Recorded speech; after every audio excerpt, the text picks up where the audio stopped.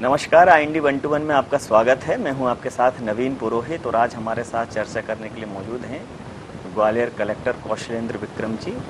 कौशलेंद्र विक्रम साहब, आपका बहुत बहुत स्वागत है IND 121। नमस्कार, धन्यवाद। कौशलेंद्र साहब, आपके नाम के अनुरूप ही एक बहुत कला और कौशल की ज़रूरत थी, दृढ़ता की ज़रूरत थी। आज से ठीक 1 महीने पहले जो कोविड का दौर था ग्वालियर में, स्थितियाँ भयावह थीं। कैसे उसको नियंत्रण में लाएं? आपकी बात एकदम सही है कि 43% पॉजिटिविटी हमारी पहुंच गई थी और वायरोलॉजी लैब की बात करें तो उसकी पॉजिटिविटी 57% तक पहुंच गई थी। निश्चित रूप से बहुत टफ टाइम था हमारे लिए भी, हमारी टीम के लिए भी, जनता के लिए भी। निश्चित रूप से बहुत कठिन टाइम देखा है। ऑक्सीजन कंजम्पशन अचानक बहुत ज़्यादा डबल ट्रिपल हो गया। जो हमारा 10 मीट्रिक टन प्रतिदिन ऑक्सीजन कंजम्पशन होता था वो 60-65 मीट्रिक टन प्रतिदिन पहुंच गया।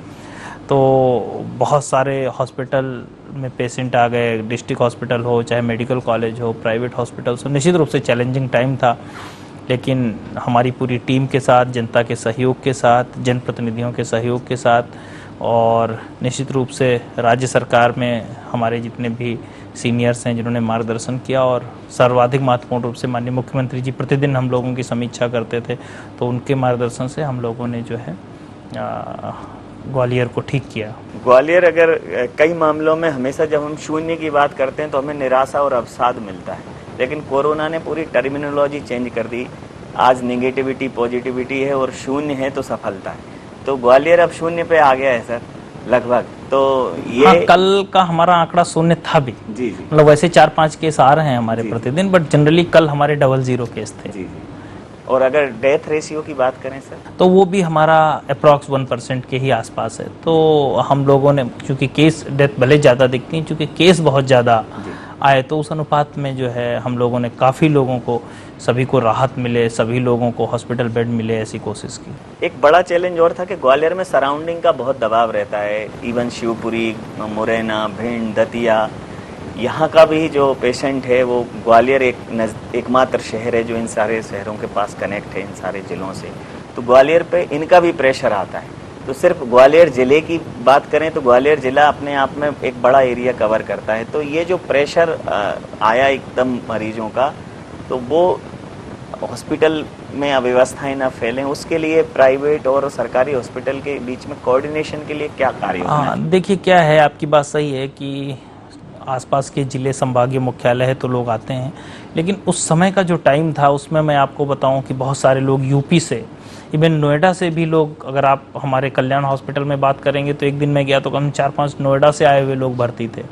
कुछ राजस्थान के एरिया से भी लोग आए हुए थे। तो मतलब जितना भी आसपास का सराउंडिंग है, और ये नेचुरल है, अगर कोई बड़े सेंटर पे कोई छोटा सेंटर आसपास होता है तो कहीं ज़्यादा कोई दिक्कत आती तो बड़े सेंटर पे जाते हैं। अगर मैं अपनी पूरी रणनीति की बात करूं तो सर्वाधिक महत्वपूर्ण ये था कि हम लोगों ने इन्फोर्समेंट पे सबसे पहले काम किया, कि कोशिश करी कि लोग मास्क लगाएं, सोशल डिस्टेंसिंग का पालन करें, जनता कोरोना कर्फ्यू का पालन हो। वो जनता ने ही डिसीजन लिया। ग्राम स्तरीय, ब्लॉक स्तरीय और जिला स्तरीय क्राइसिस मैनेजमेंट समितियों ने जो है डिसीजन लिया, और क्राइसिस मैनेजमेंट समितियों के डिसीजन से जो है हम लोगों ने उसको, जनता कोरोना कर्फ्यू को इम्पोज किया। सख्ती भी की हम लोगों ने। मैं आपको बताऊं, लगभग पुलिस और राजस्व प्रशासन ने 65 लाख रुपए के रेड क्रॉस में चालान काटे हैं मास्क लगाने के लिए। तो इन्फोर्समेंट भी किया, लोगों को जागरूक भी किया इसके लिए। जैसे कोई रावण बन के घूम रहा है, कोई यमराज बन के घूम रहा है, लोगों को अलग अलग तरीके से, ताकि लोगों को खुली जेल भी हम लोगों ने भेजा, निबंध लिखाया कोरोना पे। तो एक तो इन्फोर्समेंट की एक्टिविटी की, लेकिन निश्चित रूप से इसकी इन्फेक्टिविटी बहुत ज़्यादा थी। पिछले बार की तुलना में शायद मोर देन 3 गुना, यानी 300% कह सकते हैं इन्फेक्टिविटी इस बार थी। तो केसेस बहुत ज़्यादा आ रहे थे।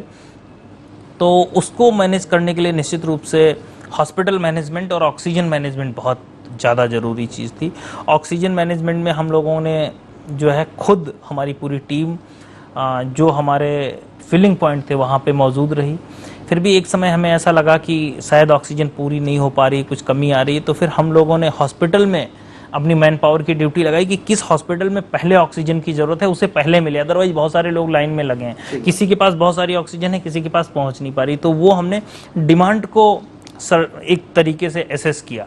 उसके बाद सप्लाई को भी हम लोगों ने उसी विद्युत गति से पूरी करने की कोशिश की। जो बाहर से हमारी ऑक्सीजन आ रही थी उसमें हमारे केंद्रीय मंत्री श्री नरेंद्र सिंह तोमर जी ने और माननीय सिंधिया जी ने, उसके अलावा यहाँ के जनप्रतिनिधियों ने बहुत जो है हम लोगों की मदद की। और निश्चित रूप से भोपाल से एक टीम बनी हुई थी जिसे लगातार माननीय मुख्यमंत्री जी मॉनिटर कर रहे थे, तो वहाँ से भी हमें जब भी जितनी ज़रूरत पड़ी ऑक्सीजन मिली। और 1-2 दिन ज़्यादा प्रॉब्लम रही, उसके बाद फिर घटना शुरू हो गई और फिर 4-5 दिन में पूरी तरीके से ऑक्सीजन हमारे कंट्रोल में आ गई। फिर इसके बाद जहाँ तक बेड की बात है तो बेड हम लोगों ने लगातार बढ़ाए, प्राइवेट हॉस्पिटल्स ने भी बहुत सहयोग किया, डिस्ट्रिक्ट हॉस्पिटल में भी, नर्सिंग कॉलेजेस में भी। कुछ नर्सिंग कॉलेजेस ने तो जो है बिना किसी पैसे के जो उनके हॉस्पिटल थे उसमें इलाज किया लोगों का। तो बेड को भी, बेड ऑगमेंटेशन भी हम लोग लगातार बढ़ाते रहे। एम्बुलेंस की हमारे लगातार मॉनिटरिंग चलती रही और कमांड कंट्रोल रूम से जो भी फ़ोन कॉल आए, किसको कहाँ भर्ती कराना है, किस तरीके से मदद करनी, वो बहुत इफ़ेक्टिव काम हुआ। जो लोग घरों में थे उनके होम आइसोलेशन की मॉनिटरिंग प्रॉपर हुई, योग से निरोग कार्यक्रम चला। लेकिन सबसे महत्वपूर्ण मैं आपको बताना चाहूँगा कि उस समय हमें भर्ती होना है, वेंटी चाहिए, बेड चाहिए, तो एक समय फ़ोन कॉल हैंडल नहीं हो पा रहे थे। तो फिर हमने अपने 2 अधिकारी लगाए और उनके साथ में 50 लोगों की टीम लगाई। तो जितने लोगों के फ़ोन आ रहे हैं तुरंत अपनी एक व्यक्ति को ट्रांसफ़र कर रहे हैं। हाँ, वो तुरंत हॉस्पिटल से देख रहे हैं कहाँ कहाँ बेड अवेलेबल है, कहाँ वेंटिलेटर अवेलेबल है, कहाँ किस प्रकार की चीज़ें अवेलेबल हैं, तो वो हम जनता को उपलब्ध कराते थे। तो इस माध्यम से हमने बेड मैनेजमेंट, हॉस्पिटल मैनेजमेंट में भी काम किया। फिर रेमडेसिविर की प्रॉब्लम आ गई, तो फिर उसमें कुछ दिक्कतें आना शुरू हुई। तो उस दिक्कतों को दूर करने के लिए हम हर हॉस्पिटल को रेमडेसिविर अलॉट करते थे और उसे व्हाट्सएप पे डालते थे कि इतनी इतनी इसको गई। तो उससे भी एक ट्रांसपेरेंसी आई, ट्रस्ट बढ़ा, तो वो प्रॉब्लम भी दूर हो गई। तो निश्चित रूप से ये सारे चौतरफा चैलेंज थे, लेकिन हमने पूरी टीम के साथ मिल के उसको निराकरण किया। जी, ग्वालियर सर, एक एयर कनेक्टिविटी अभी ग्वालियर की बहुत बेहतर है इस समय। तो जैसा आपने कहा कि नोएडा, इवन हैदराबाद, कैलकाटा, बेंगलुरु, सब जगह से फ़्लाइट ग्वालियर से चल रही हैं और इस दौर में फ़्लाइट्स बंद भी नहीं हुई। तो मरीजों को एक शॉर्ट डिस्टेंस पे भी ग्वालियर लगा। तो क्या आपको लगता है कि एयर कनेक्टिविटी की वजह से लोगों को ज़्यादा सुविधाजनक लगा तो लोग यहाँ तक पहुँचे? मुझे लगता है एयर कनेक्टिविटी से तो ज़्यादा लोग नहीं आए, उससे तो जिनको पैसेंजर को ही आना था उनका हम टेस्ट भी कराते थे, बट ज़्यादातर लोग बाई रोड ही आए, क्योंकि बाई रोड ही बहुत अच्छी कनेक्टिविटी है आप अगर देखेंगे तो। जैसा आपने कहा कि रेमडेसिविर की उपलब्धता एक चैलेंज थी, लेकिन उसी बीच में एक और नया चैलेंज था सर कि रेमडेसिविर की कालाबाजारी हो रही थी, नकली रेमडेसिविर, ओवर बिलिंग। मतलब कुछ लोग ऐसे थे जो अनएथिकल प्रैक्टिसेस में भी इस टाइम इन्वॉल्व होने से नहीं चूके। तो उस पर भी बड़ी कड़ी कार्रवाइयाँ की आपने, तो कैसे उनको डिटेक्ट किया और फिर कैसे उनको एक, देखिए क्या है, उसमें पुलिस ने बहुत सहयोग किया। हमने रासुका भी लगाई, जिन लोगों ने ओवर बिलिंग की उन पर FIR की, जेल भेजा। और हमने कई लोगों को, किसी को 5 लाख, किसी को 10 लाख, किसी को 4 लाख, ऐसे मतलब लोगों को पैसे भी वापस कराए जहाँ से भी। अभी हमने एक हॉस्पिटल में काफ़ी पैसा वापस कराया है। तो इस तरीके से हमने लगातार पैसे भी वापस कराए। और जिसने भी नकली कहीं से भी मिला कि वो बेच रहा है गलत तरीके से कहीं पे नकली, तो यहाँ पे ऐसा नहीं हुआ। यहाँ पे ओवर चार्जिंग की बात आई कि वो ब्लैक मार्केटिंग कर रहा, तो उस पर हमने रासुका लगाई। कुछ हॉस्पिटल ने गड़बड़ी की तो हॉस्पिटल पे भी, उनके प्रबंधकों पे भी रासुका लगाई। तो हम लोगों ने सख्त कार्रवाइयाँ की जिससे उस पर कंट्रोल हो। जी, जिस प्रकार से सर जो चैलेंज था कि कोविड को नियंत्रण में करना है, तो कोविड तो नियंत्रण में कर लिया सर, लेकिन कोविड लॉकडाउन के दौरान या कोरोना कर्फ्यू के दौरान कोविड का नियंत्रण थोड़ा ज़्यादा आसान होता है। असली चैलेंज जो है सर वो अब शुरू हुआ है। नहीं, आपकी बात एकदम सही है कि अब जो है असली चैलेंज है कि लोग मास्क लगाएं और थर्ड वेव ना आए। तो मैं आपके माध्यम से जो भी हमें सुन रहे हैं उनसे अपील करूंगा कि मास्क बहुत ज़रूरी है। ये भी मैं उनसे रिक्वेस्ट करूंगा कि सोशल डिस्टेंसिंग ज़रूरी है, जब ज़रूरत हो तभी लोग बाहर जाएं। अभी भी हम 5 बजे तक ही मार्केट खोल रहे हैं ताकि रात की जो भीड़ है वो कंट्रोल रहे, बट ये बहुत दिनों तक नहीं हो सकता। तो पूरा टाइम से खुलेगा मार्केट, बट ये जो कोविड अप्रोप्रिएट बिहेवियर बहुत ज़रूरी है। तो वो मैं आपके माध्यम से भी अपील करूंगा और मैं इन्फोर्समेंट की कार्रवाई भी बढ़ाऊंगा। और वैक्सीनेशन पे भी हम लोग काफ़ी फोकस कर रहे हैं। अभी 1/3 लोगों को हमने ग्वालियर में वैक्सीनेट कर दिया है जो एलिजिबल पॉपुलेशन है। तो अगर सर वैक्सीनेशन की जो एक कैटेगरी है या वैक्सीनेशन के लिए जो टारगेट हैं, तो उस निर्धारित लक्ष्य से ग्वालियर बिल्कुल ठीक दिशा में देखिए, मैं आपको बता रहा हूँ कि हमारा 15,71,000 पॉपुलेशन को हमें वैक्सीन लगानी है और मोर देन 5 लाख लोगों को फर्स्ट डोज हमने लगा दिया है। तो फर्स्ट डोज की अगर अभी बात करें और सेकेंड डोज भी जैसे जैसे आ रहा हम लगा रहे हैं, जो लोग टाइम हो रहा है जिनका, तो अगर उससे बात की जाए तो 1/3 पॉपुलेशन ऑलरेडी वैक्सीनेटेड हो गई है फर्स्ट डोज एटलीस्ट। तो इसको हम लगातार बढ़ाते जा रहे हैं और निश्चित रूप से वैक्सीनेशन हमारे लिए बहुत लाभकारी होगा। जी, ग्वालियर के ग्रामीण अंचलों में भी सर जिस प्रकार से कोरोना को लेकर जागरूकता हुई और जो रोकथाम हुई ग्रामीण अंचलों में, वो उसका मतलब सबने खुले दिल से तारीफ की। सीएम साहब ने खुद कॉन्फ्रेंसिंग में, वीडियो कॉन्फ्रेंसिंग के दौरान ये कहा कि ग्वालियर में ग्रामीण अंचलों में बहुत अच्छे से रोकथाम हुई है और मध्य प्रदेश के इस मॉडल को फिर केंद्र सरकार ने भी सराहा, इवन एडॉप्ट किया। तो ग्रामीण अंचलों में लोगों को समझाना, लोगों को क्वारंटाइन और आइसोलेशन के लिए राजी करना, लोगों को बाहर न जाने के लिए समझाई देना, तो एक बहुत बड़ा सारा हमला क्या लगा है, this was a joint effort. अगर हम बात करें तो हमारे सचिव, जीआरएस, आंगनवाड़ी कार्यकर्ता, ये सब लोग थे। पैरेलली कई जगह सेवा भारती ने काम किया। हमारी जो विलेज स्तर की क्राइसिस मैनेजमेंट कमेटी बनाई, उन्होंने काम किया। कई जनप्रतिनिधियों ने उस क्षेत्र में दौरे किए, उनसे संवाद किया। लगातार आपने देखा होगा कि लगातार हम लोग उनसे बात करते रहते थे। बीच बीच में माननीय मुख्यमंत्री जी ने भी उन्हें संबोधित किया। इवन स्वयं माननीय मुख्यमंत्री जी ग्वालियर आए और यहाँ से भी उन्होंने परिचर्चा उन लोगों से की। तो एक तरीके से उन लोगों में बहुत मोटिवेशन आया और निश्चित रूप से उसके कारण से ग्वालियर के ग्रामीण क्षेत्रों में कोरोना कंट्रोल रहा। जी, वैक्सीनेशन के लिए भी सर एक भ्रम की स्थिति है कोई लोगों में कि इससे साइड इफेक्ट आ रहे हैं, खासकर ग्रामीण अंचलों में। तो सर एक जागरूकता अभियान की नहीं, अभी मैं आपको बात करूं तो ग्रामीण अंचल में बहुत अच्छा वैक्सीनेशन हो रहा है। जैसे आज भितरवार में मैंने 4 बजे बात की थी, 2000 से ज़्यादा लोगों ने इंजेक्शन लगवाया, मतलब वैक्सीन लगवाई।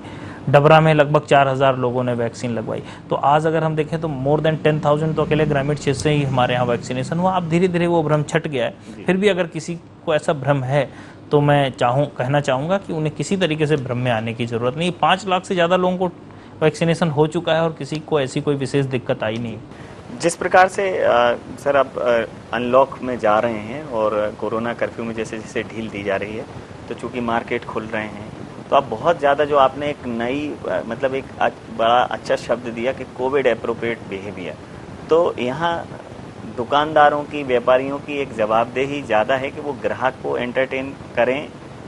अगर मास्क नहीं है तो मास्क उसे उपलब्ध कराएं और एक सेफ डिस्टेंस के लिए उनको प्रेरित करें।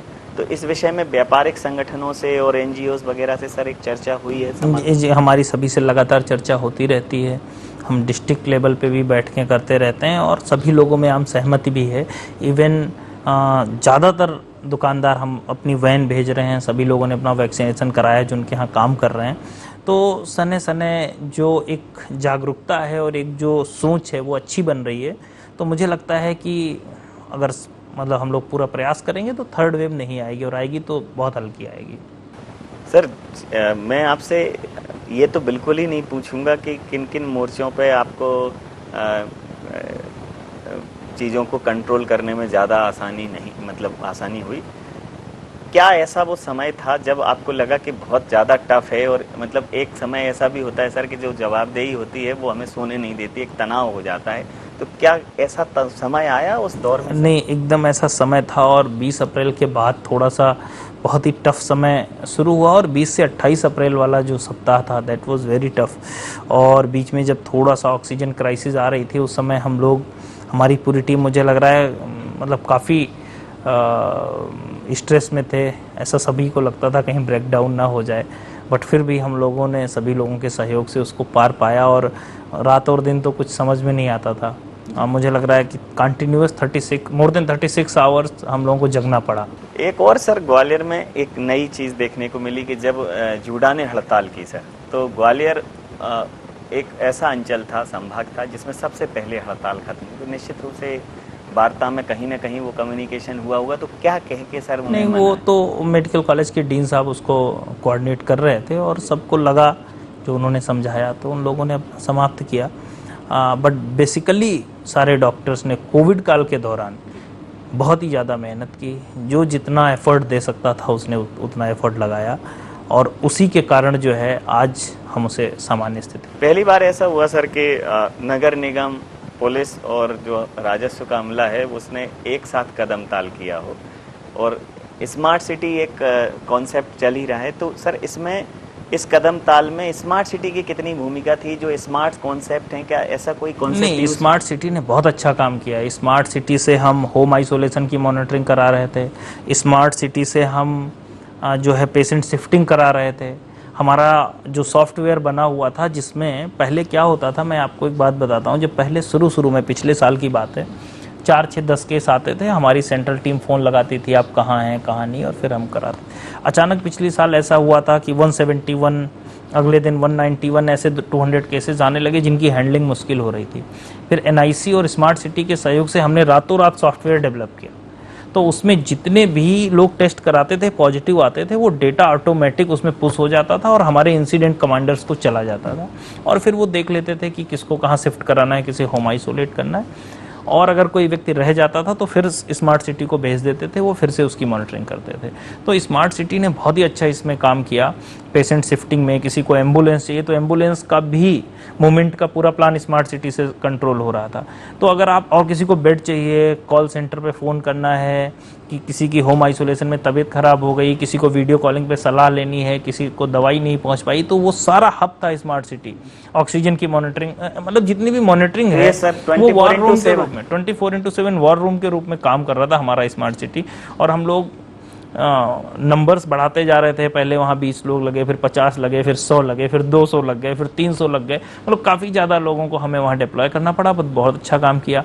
पुलिस ने तो इन्फोर्समेंट और ऑक्सीजन की सप्लाई में बहुत हम लोगों को सहयोग कराया, तो वो हम लोगों का बहुत अच्छा रहा। और नगर निगम दवाई बांटना, सैनिटाइज करना, माइक्रो कंटेनमेंट बनाना, मैक्रो कंटेनमेंट बनाना, पीडब्ल्यूडी, नगर निगम, पीडब्ल्यूडी, इन लोगों ने बहुत मेहनत की। तो एक तरीके से जॉइंट एफर्ट रहा। और कोविड केयर सेंटर हमारे सरकारी 4-5 चले, इसके अलावा सिंधिया फाउंडेशन ने चलाया, उसके अलावा जो है सेवा भारती ने चलाया, बहुत ही अच्छा LNIP सेवा भारती ने चलाया। उसके अलावा कई जनप्रतिनिधियों ने भी एफर्ट मार के और कोविड केयर सेंटर चलाए। तो ये सब मिलजुल कर तिनके तिनके से ही एक कहते हैं कि कंप्लीट होता है।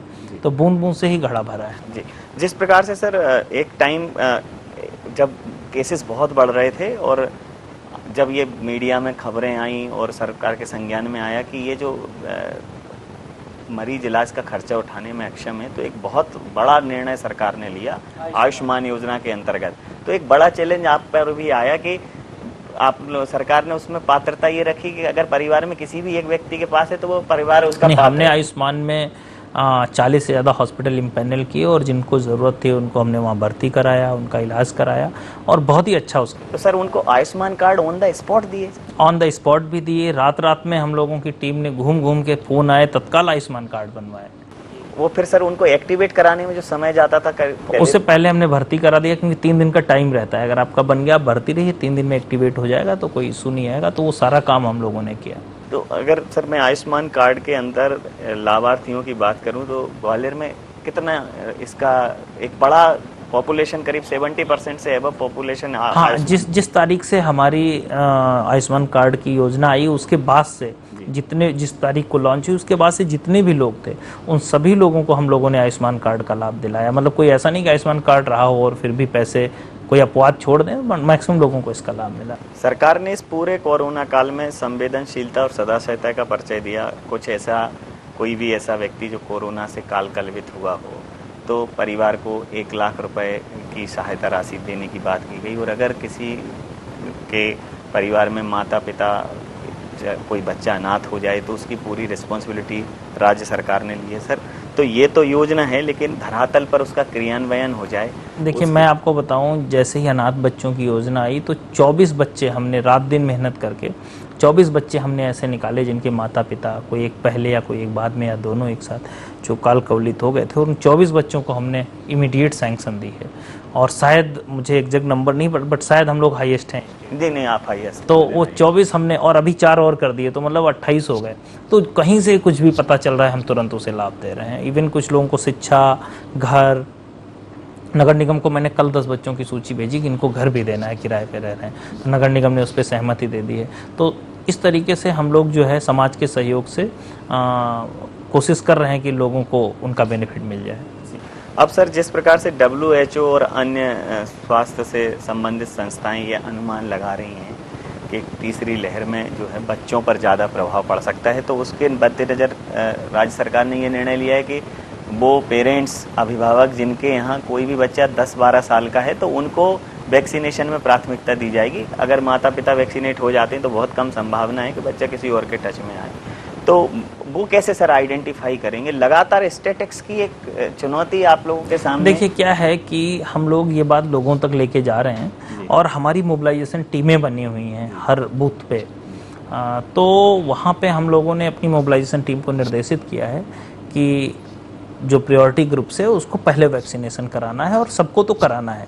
तो उनके माध्यम से हम मैसेज करने में समर्थ हो रहे हैं और उसके माध्यम से हम मैसेज भी कर रहे हैं। कई सर ऐसे परिवार हैं जिनमें वृद्ध हैं और उनके बच्चे आउट ऑफ इंडिया हैं, फॉरेन में हैं या उनके पास नहीं हैं और वो आ जा नहीं सकते, तो क्या वैक्सीनेशन का ऐसा कोई इस प्रकार के लोगों के लिए कोई वैक्सीनेशन का प्लान किया गया है कि उनको वैक्सीनेशन एट ऑन स्पॉट करा दिया जाए? देखिए, ऑन स्पॉट घर में करने का तो अभी हमने प्लान नहीं बनाया था, लेकिन ये जरूर हमने किया। हमारी मोबाइल वैन चलती है तो वो एक जगह स्टैटिक हो जाती है और फिर वहाँ पे आसपास के लोग एक जगह आ जाते हैं, तो वो जाके उनका वैक्सीनेशन कर रहे हैं। ये तो जो लोग उन घरों में हैं तो वहाँ पे भी हम उस वैन को भेजने का हमने प्लान कर लिया। अभी बाज़ारों में भेज रहे हैं, सेकंड फेज़ में हम उसको घरों में भी भेजना शुरू कर सकते हैं।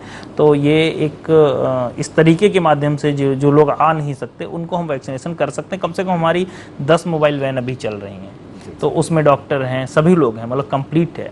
तो पल्स पोलियो टाइप का तो नहीं है कि अलग अलग टीम बन के घर घर जाएँ, बट मोबाइल वैन एक बल्क में कि जाके एक जगह फिर दूसरी जगह तीसरी जगह वो हम चला रहे हैं। आपने लगातार सर ग्वालियर में ये जनता को मैसेज देने का काम किया है कि जो लोग वैक्सीनेशन के लिए पात्र हैं वो वैक्सीनेशन लगवाएं, लेकिन व्यापारियों के लिए तो कर ही दिया है कि आप दुकान खोलेंगे तो आपको वैक्सीनेट। वो हमारी डिस्ट्रिक्ट क्राइसिस मैनेजमेंट ने कहा है कि आप 3 दिन का टाइम है, आप वैक्सीन लगवा लें, अदरवाइज फिर दुकान नहीं खोल पाएंगे। हमारी डिस्ट्रिक्ट क्राइसिस का डिसीजन था और वो सब लोग फॉलो कर रहे हैं। जी, तो इसमें कैसा रिस्पांस मिल रहा है? बहुत अच्छा रिस्पांस मिल रहा है। हमने कल एक सर्वे करवाया था, 300-350 दुकानों को चेक कराया था, सबने वैक्सीन लगवा ली थी। सर, जिस प्रकार से तीसरी लहर के लिए ऑक्सीजन, रेमडेसिविर, बेड्स, वेंटिलेटर्स, ये जितने भी जिनके अभाव दूसरी लहर में कहीं ना कहीं सामने आए क्योंकि अनुमान से ज़्यादा तीव्रता थी उसकी, तो उसके लिए कितनी तैयारी? नहीं, देखिए हमने तैयारी शुरू कर दी है। हमारे बहुत सारे हमने हॉस्पिटल आइडेंटिफाई कर लिए हैं, तो वो लोग अपने 100 बेड, उसमें 10 बच्चों के 20 ICU बेड रेडी कर रहे हैं। ऐसे हमने 20 नर्सिंग कॉलेज आइडेंटिफाई किए उनके हॉस्पिटल, तो वो हमारे 2000 के आसपास बेड हो जाएंगे। इसके अलावा हमारा 1000 बेड का 50, उसमें 500 अभी बेड चालू हो जाएंगे, वो अलग बन रहा है हॉस्पिटल। तो और भी जो छोटी डिस्पेंसरी हैं, ऑक्सीजन प्लांट लगवा रहे हैं, 2 ऑक्सीजन प्लांट लग गए मेडिकल कॉलेज में। स्टोरेज के लिए ऑक्सीजन स्टोरेज की भी हम व्यवस्था कर रहे हैं। तो सभी मोर्चे पे हम काम कर रहे हैं और 1 महीने के अंदर हम पूरी तैयारी कर लें। एक और बड़ी जवाबदेही है, जान और जहान की जद्दोजहद में सर प्रशासनिक अमला काम तो कर ही रहा है, लेकिन प्रशासनिक गतिविधियां न रुकें, रजिस्ट्रियां भी न रुकें, लोगों के काम न रुकें और कोविड को भी रोकना है। तो अब एक नया वर्क कल्चर सर डेवलप हुआ है, तो उसको मद्देनजर रखते हुए क्या कुछ नए एहतियात के साथ जो ऑफिसेज हैं, अब तो 50% देखिए अब हमने फिर से ऑफिसेज में गतिविधियां आप देख रहे हैं, लोग मिलने आ रहे हैं, लोगों के काम हो रहे हैं। अब धीरे धीरे वो चीज़ चालू हो गई है और बहुत जल्दी पूरी चीज़ें पटरी पे लौट आएंगी। वैक्सीन को सर प्रोत्साहित करने के लिए सर कोई ऐसा एक योजना आपने की हो कि जो लोग हैं अगर कोई वैक्सीनेशन कराता है? अभी हम लोगों ने तो अपनी टीम को वैक्सीनेशन के लिए प्रोत्साहित करने के लिए कैश प्राइज रखा है कि जिस हफ्ते में जो सबसे अच्छा वैक्सीनेशन टीम करेगी उसे कैश प्राइज देंगे, और मोटिवेट किया। अभी हमारे एक सचिव ने ये प्रण किया था, मकोड़ा सचिव ने, कि अगर जब तक पूरा गांव वैक्सीनेटेड नहीं हो जाएगा मैं अपने घर नहीं जाऊंगा, घर के गांव के बाहर सोऊंगा। और उस व्यक्ति ने रिकॉर्ड 2 दिन में 3500 लोगों को वैक्सीन लगा के और उस गांव को फुल वैक्सीनेटेड कर दिया, केवल अपवाद के रूप में जिनको लग नहीं सकता, मान लो कोई प्रेग्नेंट वुमेन थी, तो 100% एक गाँव हो गया। एक और सचिव ने ऐसा कि हम चप्पल ही नहीं पहनेंगे जब तक गांव वैक्सीनेट नहीं, उसने भी कर दिया। तो ऐसे लोगों में बहुत मोटिवेशन है और लोग अपने अपने तरीके से मोटिवेट कर रहे हैं लोगों को। सर, जिस प्रकार से कोविड की रोकथाम में मैं समझता हूँ सबसे पहला जो चरण है वो है ट्रेसिंग। तो ट्रेसिंग अगर केसेस की सही समय पर हो जाए तो एक तो गंभीरता नहीं बढ़ती और उनकी रोकथाम भी उस जगह पर एक माइक्रो कंटेनमेंट जोन बना के की जा सकती है। तो जो जांच हो रही है कोरोना की वो लगातार होती है। देखिए क्या है, टेस्टिंग हमारी बहुत अच्छी हो रही है, लगातार हम लोग अच्छी टेस्टिंग कर रहे हैं। और जहाँ तक ट्रेसिंग की बात है तो हमारे इंसिडेंट कमांडर हमने शुरू से ही बनाए हुए हैं, 41 इंसिडेंट कमांडर और उनके अधीन 20 इंसिडेंट कमांडर सर क्या? हमने पूरे जिले को 41 भागों में बांटा हुआ है। ग्वालियर को तो उस 41 पार्ट्स में एक 25 शहर में, बाकी गाँव में एक हमारा हेड है रेवेन्यू ऑफिसर, जिसको हम इंसिडेंट कमांडर बोलते हैं। उसके नीचे पूरी टीम है, कम से कम 20 से 25 लोगों की। कोई कॉन्टैक्ट ट्रेसिंग ऑफिसर है, कोई जो है हमारा कंटेनमेंट ऑफिसर है, कोई अलग अलग अधिकारी बनाए हुए हैं। तो वो हमारी पूरी टीम है। देखिए हमारे जैसे केस हम कैसे, ये स्ट्रक्चर सर राज्य सरकार से मिला था? हाँ, ये जो हमारा ये एक्ट है ना पेंडेमिक के लिए डील करने के लिए, तो उसी में इंसिडेंट कमांडर्स का प्रावधान है। जैसे ही पहले दिन केस आए थे तो भारत सरकार की वीसी में इंसिडेंट कमांडर बनाने का, और हमें लगता है कि बहुत ही अच्छा इंसिडेंट कमांडर सिस्टम हमारे यहाँ एकदम मजबूत है। क्योंकि हम मानते हैं जैसे जैसे पेंडेमिक बढ़ता जाता है तो चीज़ें जो है डिसेंट्रलाइज हो जाती हैं, सारी चीज़ें आप एक जगह से कंट्रोल नहीं कर सकते। तो उन लोगों ने बहुत अच्छा काम किया, अपने अपने एरिया में वो हेड हैं सब कुछ करने के लिए। तो इंसिडेंट कमांडर सिस्टम हमारा बहुत ही कैसे, मतलब उसका तरीका क्या है? तरीका ये है कि जैसे ही टेस्टिंग, मतलब टेस्टिंग दो प्रकार से हो सकती है, इंडिविजुअल, और अगर हमें टारगेटेड टेस्टिंग करनी है तो वो भी इंसिडेंट कमांडर अपने एरिया में डिसाइड करते हैं। जैसे ही केस आते हैं, जैसे रिपोर्ट शाम को आएगी, वो ऑटोमेटिक इंसिडेंट कमांडर के मोबाइल पे पहुंच जाएगी। अगर उनके यहाँ कोई बॉर्डर चेक पोस्ट है, उस पर जितने लोगों के टेस्ट हुए या टेस्ट होने, वो भी उनके मोबाइल पे पहुंच जाएगी। अगर उन्हें वार्ड निगरानी समितियों को एक्टिवेट करना है तो वो जानकारी भी उनके पास रहती है। तो वो जैसे ही केस आता है फिर वो उनके मोबाइल पे पहुंच गया, फिर उसके बाद उन्हीं का काम शुरू हो जाता है कि उनको एम्बुलेंस से शिफ्ट कराना है, उनको कंटेनमेंट बनाना है, उनको पर्चा चिपकवाना है, उनको दवाई देनी है, उनको जो है सैनिटाइज करना है, उनको माइक्रो कंटेनमेंट करना है, सप्लाई चेन में मेंटेन करनी है, और उनका लगातार फॉलोअप करना है, और उनका कॉन्टैक्ट ट्रेसिंग करनी है, और अगेन टेस्टिंग करवानी है, और फिर वही चक्र। तो ये हमारा इंसिडेंट कमांडर सिस्टम यहाँ पे बहुत ही अच्छा। बहुत ही अच्छा सर। अंतिम और महत्वपूर्ण प्रश्न के ग्वालियर शहर की जनता को, ग्वालियर शहर के प्रबुद्ध नागरिकों को, व्यापारियों को, गणमान्य नागरिकों को, कोरोना वॉरियर्स को, चूँकि आप मुखिया हैं, तो आपका क्या संदेश, क्या आपकी समझाइश, क्या सलाह? मैं तो यही कहना चाहूँगा कि कोरोना अभी गया नहीं है वायरस, इसलिए सभी लोग सोशल डिस्टेंसिंग का पालन करें, मास्क लगाएं और अपना काम भी करें, और साथ में जो हमारा व्यवहार है वो हम कोविड के अनुकूल रखें, ताकि हम सावधानी पूरी बरत सकें और फिर दोबारा हम ऐसी परिस्थिति में ना फंसें। और मैं ग्वालियर के सभी लोगों को एक बार धन्यवाद ज्ञापित करना चाहूँगा कि आपके प्रयासों से, आपके ही व्यवहार से हम कोविड को कंट्रोल कर सकें। बर्फ के पर्वत पिघलते जाएंगे, काम करिए हल निकलते जाएंगे। अवसरों में मुश्किलें मत देखिए, हाथ से अवसर निकलते जाएंगे। मुश्किलों में देखिए अवसर नए, रास्ते खुद आप बनते जाएंगे। जिस प्रकार से कोरोना चरम पर था, आज ग्वालियर कोरोना मुक्ति के मुहाने पर खड़ा है। लेकिन ये मुक्ति पूर्ण मुक्ति नहीं है। पूर्ण मुक्ति मिलेगी जब हम कोविड एप्रोप्रिएट बिहेवियर को अपनी लाइफ में अडॉप्ट करेंगे। प्रशासन लगातार जनता के साथ कदम ताल कर रहा है। सर, जिस प्रकार से, जिस संवेदनशीलता के साथ और जितना माइक्रो मैनेजमेंट कोविड को लेकर ग्वालियर एडमिनिस्ट्रेशन ने किया, निश्चित रूप से सर आप बधाई के पात्र हैं। और हमारे साथ जो आपने विचार साझा किए, हमें समय दिया, आपका बहुत धन्यवाद। थैंक यू, धन्यवाद।